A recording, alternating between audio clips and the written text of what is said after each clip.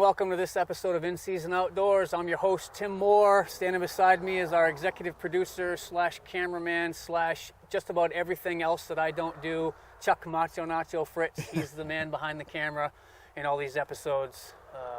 One of the more self-sacrificing people that I know because he loves to fish. My mouth isn't as strong as Tim's.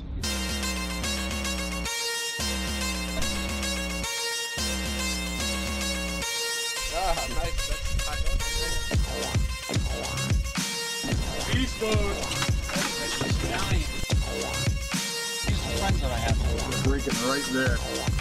Right there. Yeah, Buxton, right there. Oh, right there. Guys, there's fish right over there. This fishery in Cape Cod for black sea bass is something that happens pretty much every summer, all summer, inside and around Cape Cod. And these fish move into around 60 feet of water. They usually stage over wrecks, and once you get on them, you know, it's just oftentimes dropping reel. They're schooled up. They're numerous. They fight really hard. I love to vertical jig, so it's an opportunity that I never try to miss. And when they asked us to come down and film for the new show, we jumped at the chance. So we headed down, and we got it done.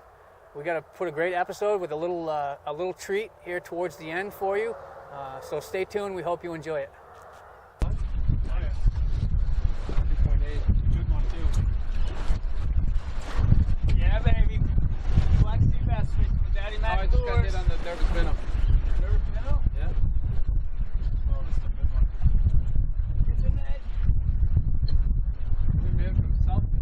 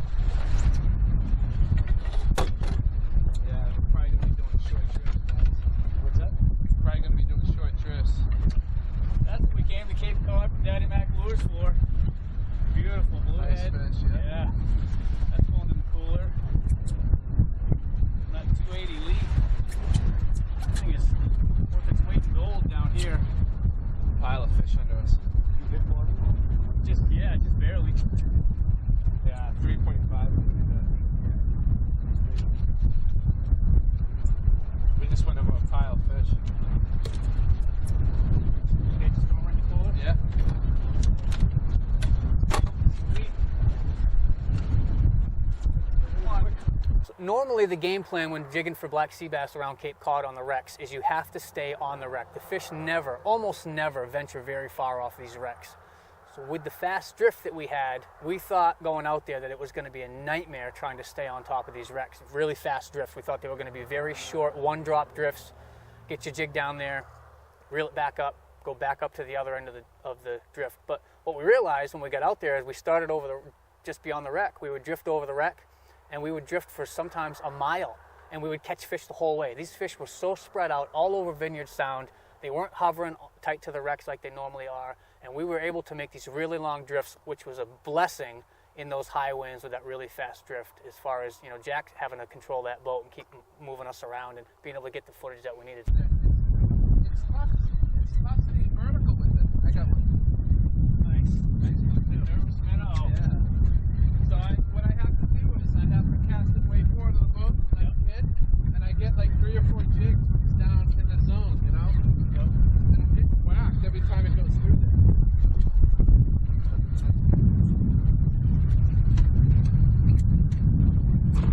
Nice. Look at that. That's what we're here for. A new nervous minnow. Look at that.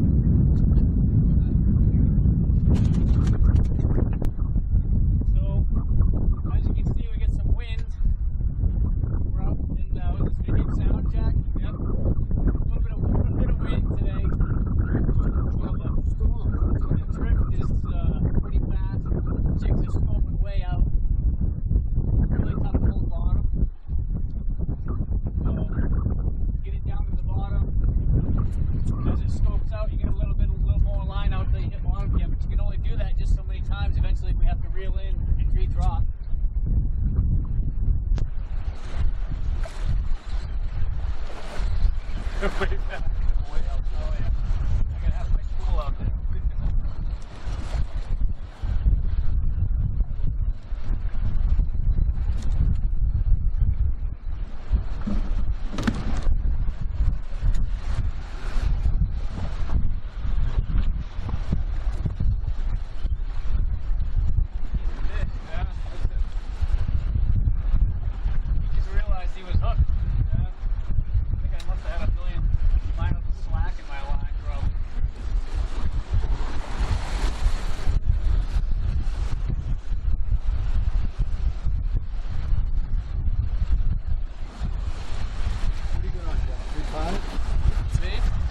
Yeah, 3.5. I'm missing my it's butterfly style. I might put one without butterfly style.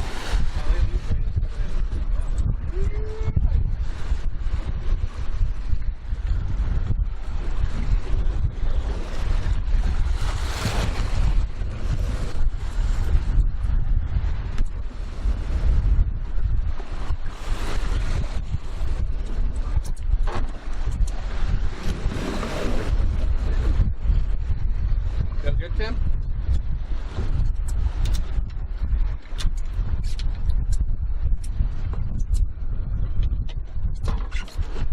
Oh yeah. Ah, nice. That's high hook, I think. Green tail is the key, you know. Could be. Dead sticking it. I'm not even jigging it. Every fish I've caught's been on the dead stick. I have my limit here. No time I keep up with that. Get Macho out from behind that camera, let him catch the limit. That's when the bite dies. Black sea bass are known as protogynous hermaphrodites because they A. change sex from male to female, B. possess both male and female sex organs, or C. change sex from female to male. The answer when we return. He's like, I'm just swimming by. What's that, Macho? Is that your first sea bass?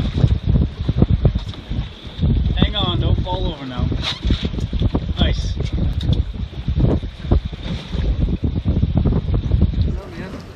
We're all getting in on them now. I'm Jack Houghton with Dennis McDonald, Daddy Mac Lures. How do? We started commercial fishing for striped bass. We were paying $20 a piece for Shimano jigs. We started making our own in the basement, basically melting down lead, and we started doing well with them. And getting lead became an issue. You know, so we would comb bullet ranges to find bullets and melt down the lead and go to gas stations to get tire weights. And then, you know, the fleet caught on to us catching fish, asked what we were using. They started using them at tackle shop. Belson Bait and Tackle called us, and from there it's been, you know, non-stop. So we didn't start it as a business. We started as our own enjoyment, building for ourselves, and it just took off and evolved into a business now.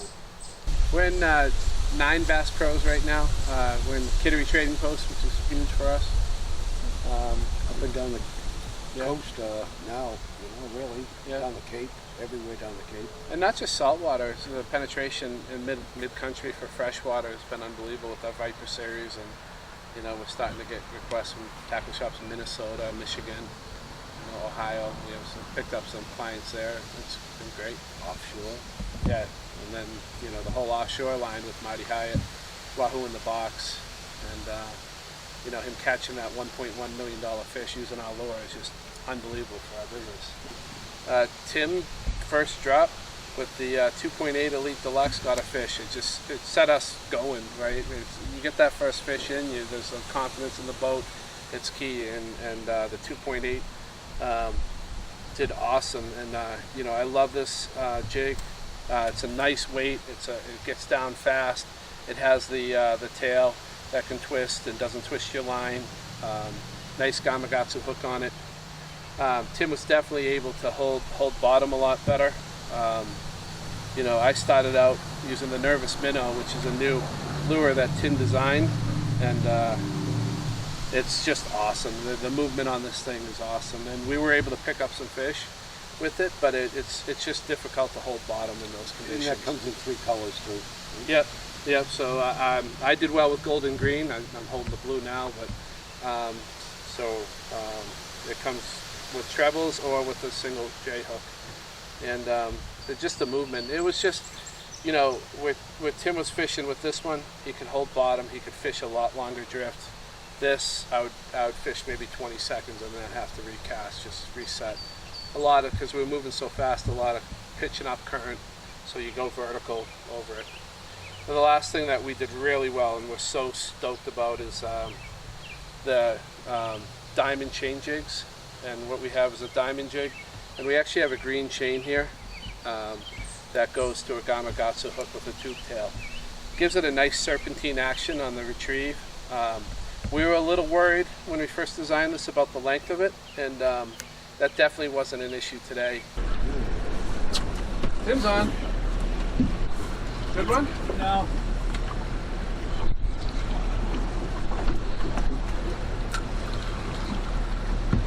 So I love about the Travalas, everything looks good. Yeah. So much flex on it.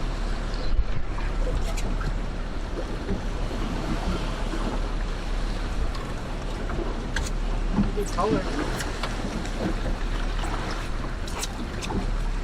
Not a bad one. Put him back. Yeah, I think so. Bigger.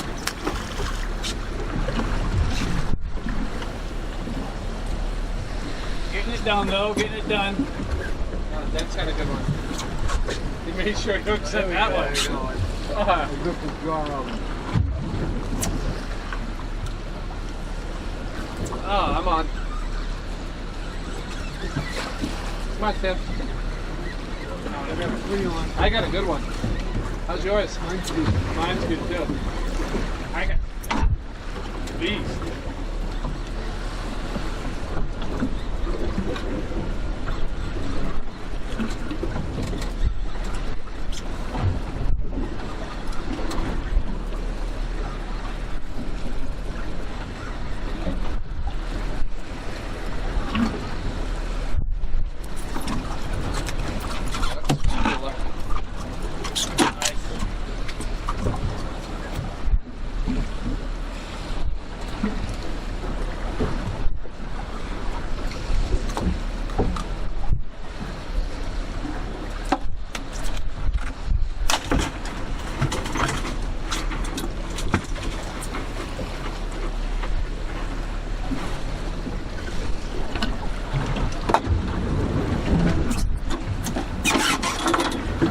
Nice one, Dad. Wow, that's a pig. Look at that Want fish. that? Nice. Daddy Mac, The fat getting boy. it done. Look at that. Nice That work, might be guys. nice. Told ya. I'm already on. They're hitting this thing on the drop, Tim. Pretty Yeah. low, huh? No, keep them. Keep them? Yeah. I got another keeper right here. You put on a cool. Wow, look at this guy.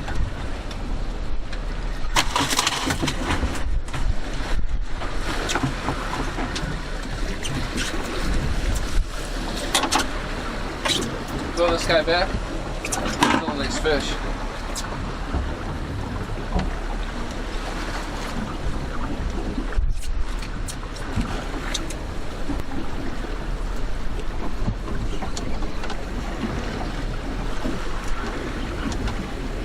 Nice dip.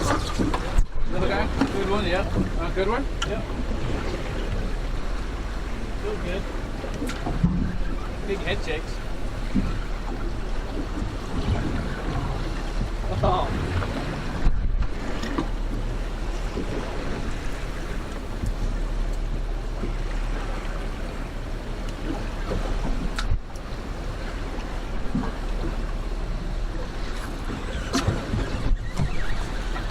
So you're both going on the day. I can never get too much of this. I know. The little guy. You know, three at the same time. Ah, I'm the sea robin king.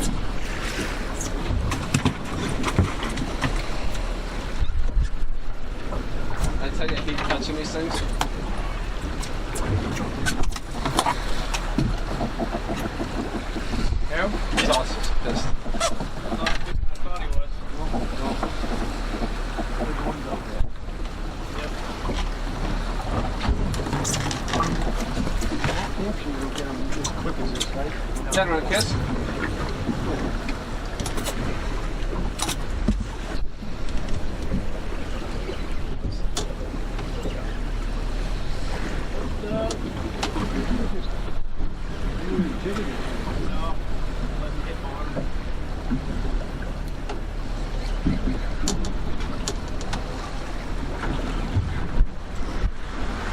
I think a bigger one just ate it. Yeah. This feels heavier all of a sudden. Oh, it felt like, yeah.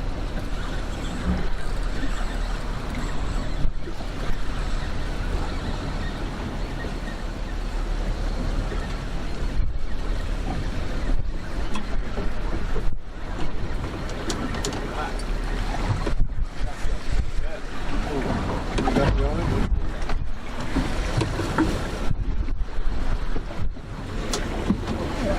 Three. I'm doing the daddy back drop. I'm going for Yeah.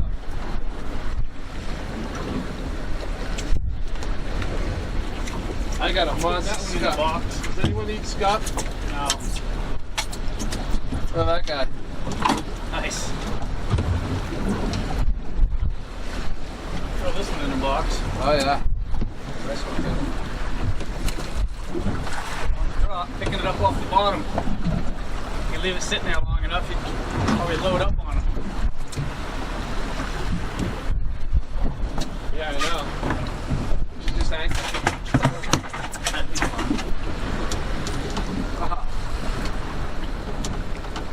Get back.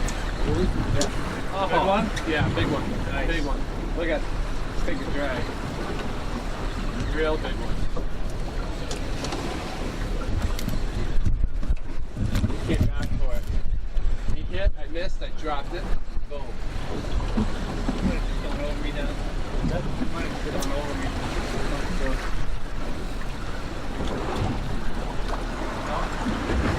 Yeah.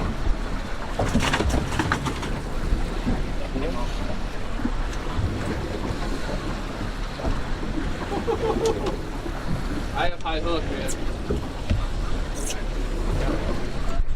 Look at the fin. Here we go. Using that? Nah. Give it. Oh, yeah. You said that last time. You lost him. Yeah, I mean, don't ask. Listen, look at he's taking drag. That's nice. I might drag real tight too. Oh, beast. I'll take the net. I'll take the net. Got it done? Yeah. This is a 4-pounder. Oh my god. You ready now? Wow. It's a big Look at that thing. beast mode. That is a giant. Woohoo! Wow. Is that on that chain? God, even his teeth. A lot more teeth than the little guys. Look at the size of that That's fish. beauty. Woo!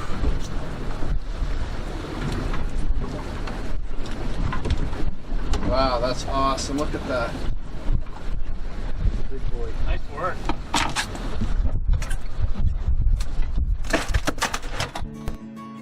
The answer is C. Change sex from female to male. Scientists believe when the ratio of females to males in a breeding population of black sea bass becomes inefficient for maximum breeding success, a portion of the larger females will change sex. All right, so high winds, super high winds, rocky boat, tough fishing conditions, tough filming conditions. Despite the challenges that we were given, we had limited out with a 4-person limit by 11 o'clock. We had a 3-man limit, and I decided to get Macho out from behind the camera. He'd never caught a black sea bass before. So Macho caught his first black sea bass. We didn't get the whole thing on film, but I did get a clip of him bringing that over the rail. But he ended up filling his limit. So we had a 4-man limit by about 11 o'clock in the morning, despite the tough conditions that we had. So now I'm just about to ask the question, what now? What do we do now?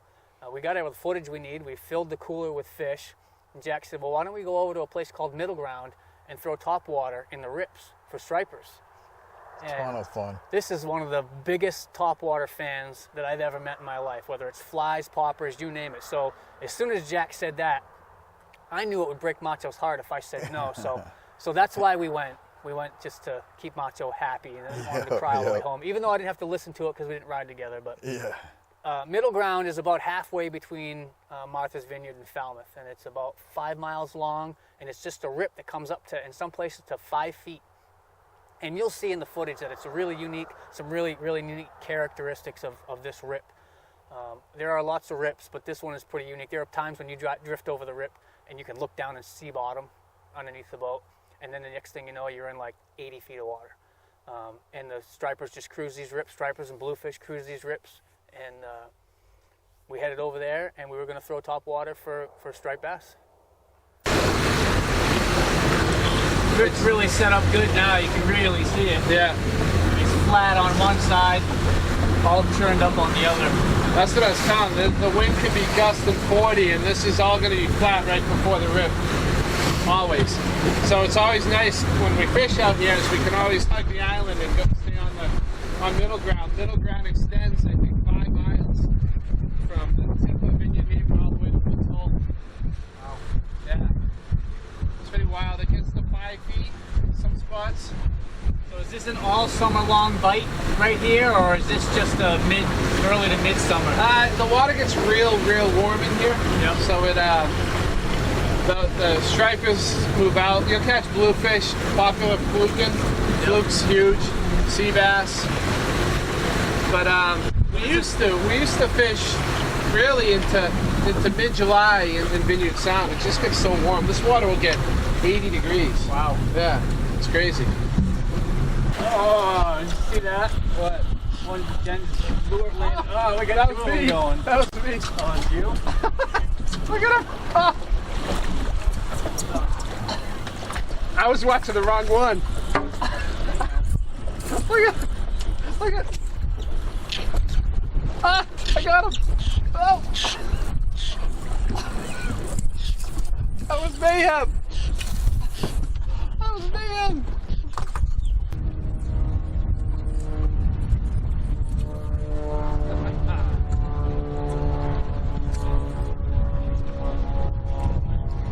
That's okay. Come on. Oh, the bluefish. Yeah. What? This is the blue. What's up, man? Sam?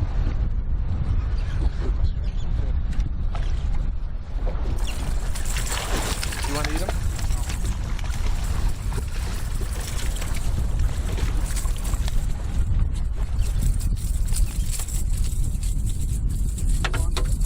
Yeah. So we limited out on sea bass, and now we're looking for some stripers on top water. We found some blues, which are fun. Oh, mine's a striper. Is it? Yeah. There you go. These are great size for me. Big, right? I'm about to club this guy, I'll tell you that. He just beat you.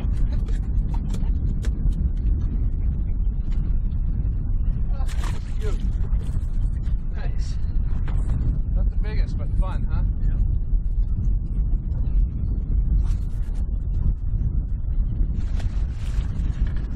Nice. Yeah, he does. How far out? That's pretty far out, huh? The end of your cast? Yeah, man. Where the corners were. Wind's helping. Yeah.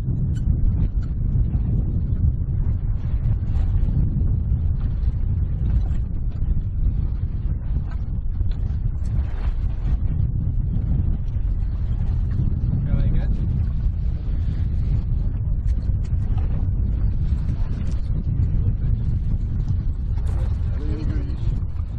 Yeah, you need them fresh, keep them on ice, man.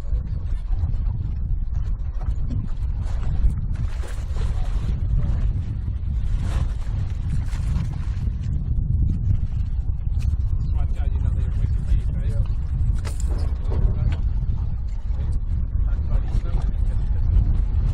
Macho, what just happened? We hooked up with a bluefish, pretty good size one too. And we did a quick release to the side of the boat. Sorry if you didn't catch that, but Oh, what got it? Don't you worry.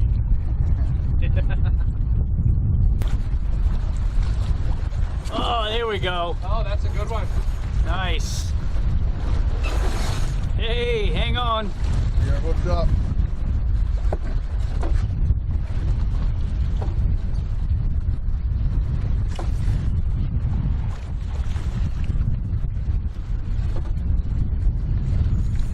Oh, I hear drag. Feeling. Hang on, Macho. Ah, Nice.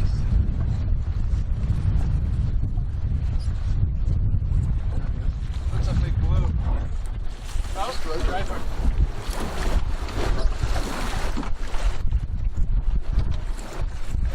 nice. That might be.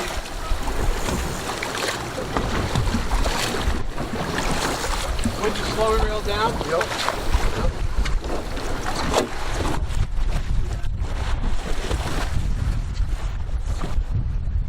Tell me when you're close.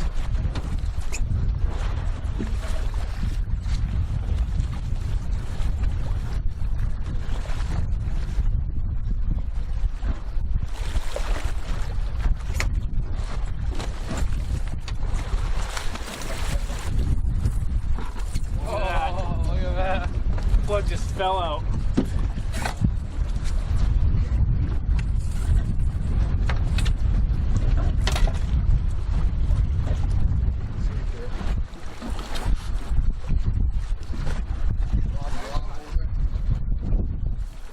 Then the guests are putting on a show here.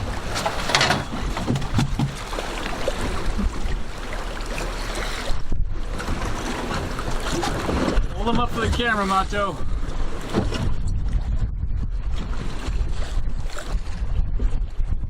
Here we go. Nice.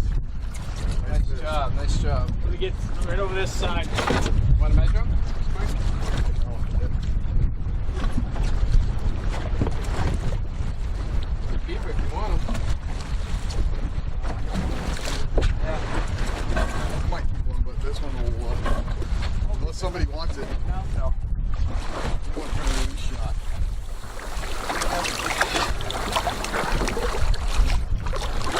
Go up and stop. Ouch. Hit me. Bugger. Nice. All right, good job. Thank you for watching this episode of In Season Outdoors TV. From myself and Macho Nacho, we appreciate all the support. Special thank you to Jack Houghton and Dennis Daddy Mac McDonald from Daddy Mac Lures for their support and for the invite to come down there fishing. Check them out at daddymaclures.com. They sell some of the best lures on the market, and my signature series Nervous Minnow can be purchased through them, as well as my signature series Whisperer Soft Plastic. Special thanks to Chuck for sacrificing all the time that he does behind the camera and gas and mileage and everything else to follow me around and help film these. It was good to get him out from behind the camera, and was that your first bluefish on camera? Yep. Get a striper, and it's just good for that. So thanks for the support. Please subscribe to our YouTube channel. That's the only way we're going to be able to keep doing this for you guys, is if we get plenty of support, and hopefully we can get some sponsors that'll send us around to some even more really cool locations, and send us your ideas. Leave comments if you have ideas for new places that you want to see, new fisheries. Obviously the idea of this show is the fishery, the time of year, not so much the technique and the tackle that we use, although we do highlight that. But check that out, subscribe, send us comments, and thanks again for watching. Thank you.